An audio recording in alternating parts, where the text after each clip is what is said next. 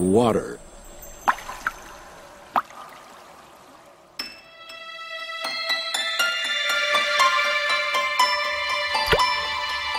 Water, the most common substance on Earth.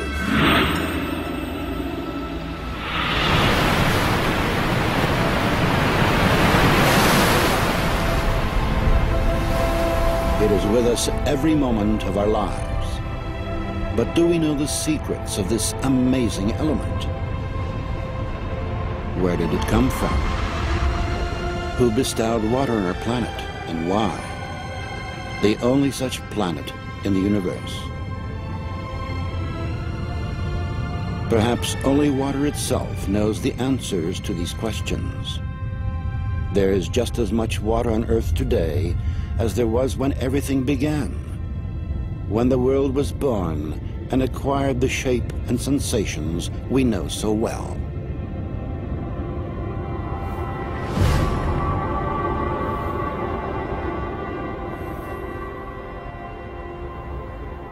So what we did was what we always do here, do very careful work in a narrow field. So we said, let us focus on water, but we will look at it from many angles. In the Holy Scripture, water is more than simply a physical substance. It's a certain concept, and that concept is connected in a special way with the idea of life.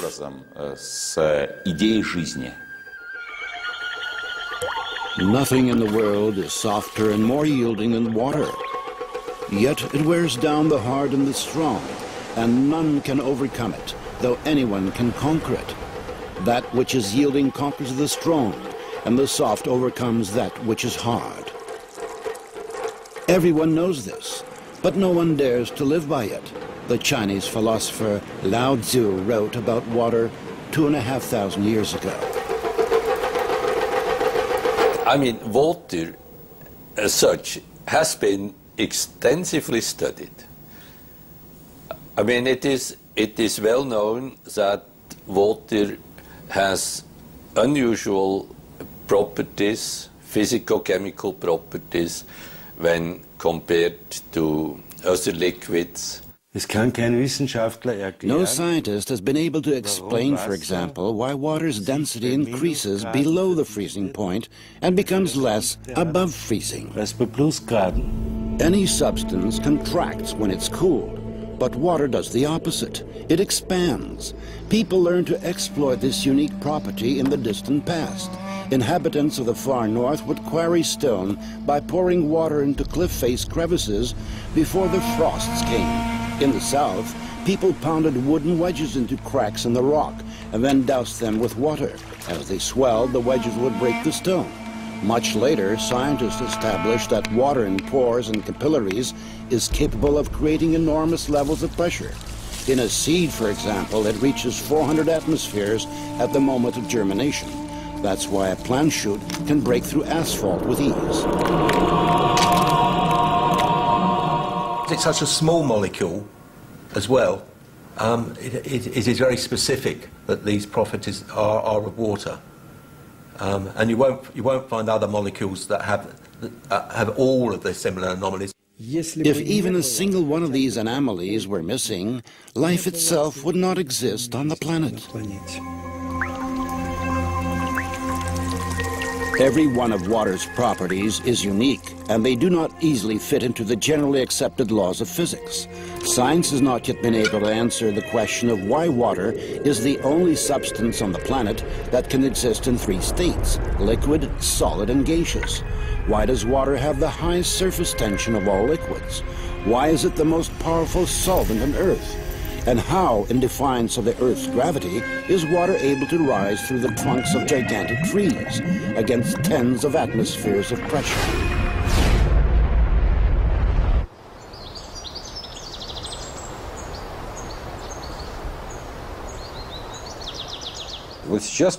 We have taken a great step forward. We have really understood that we know almost nothing about water.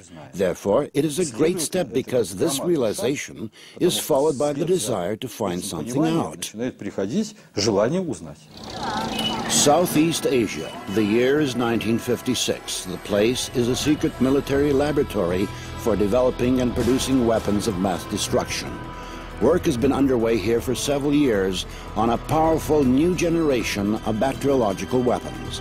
The scientists are discussing what properties this weapon should have at one of their protracted secret meetings. Suddenly, the session breaks off. All of the participants are taken to the hospital with symptoms of severe food poisoning. An investigation into what happened quickly hits a dead end. The scientists had consumed nothing except water from the carafes on their tables. The water was tested. No harmful additives were found. Its chemical composition was H2O. That's what the report said. Poisoning caused by ordinary water. 20 years later, a fantastic hypothesis was put forward, a hypothesis that could explain water's unpredictable behavior. Water has memory. Experiments done in many countries around the world have shown that water receives and makes an imprint of any outside influence, remembering everything that occurs in the space that surrounds it.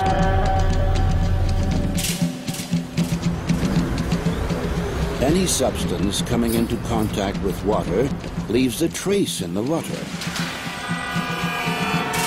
Had our ancestors guessed this when they used silver vessels to turn ordinary water into healing water? It is today the best antibiotic that is made, as good in Afghanistan and Iraq. The American army uses this water, 1 atom per 100 million, to kill all the germs in a wound. So the President of the United States uses this water to keep infectious bugs from his hand. So I said, how can this water be? As it records information, water acquires new properties, yet its chemical composition remains unchanged. So their theory was the chemical composition of the water is important. Now the sensational news is that that is nonsense.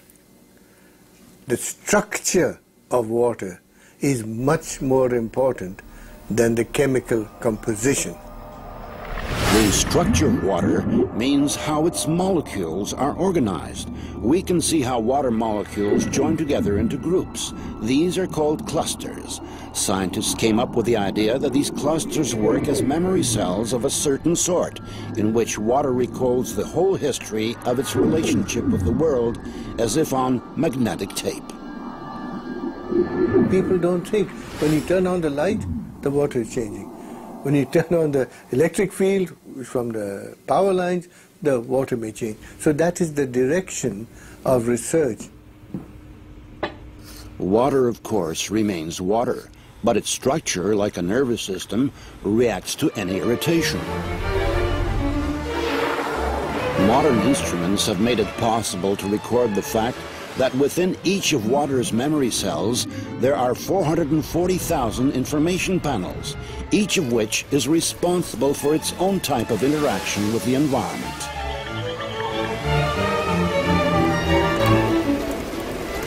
If you consider a cluster as a group of specific molecules, then it can survive only a short amount of time.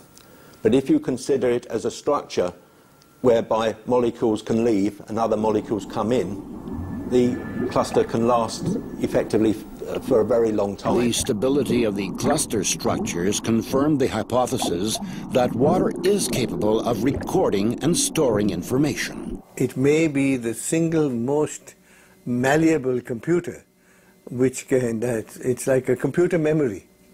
It's the memory of information. We must know how it is arranged. It is like the alphabet. If I give you the alphabet, you don't know a word, you don't know a letter, you don't know a sentence. So the molecular structure is the alphabet of water.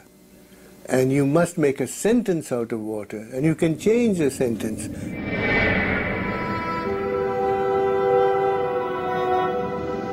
In the winter of 1881, The sailing ship Lara was on a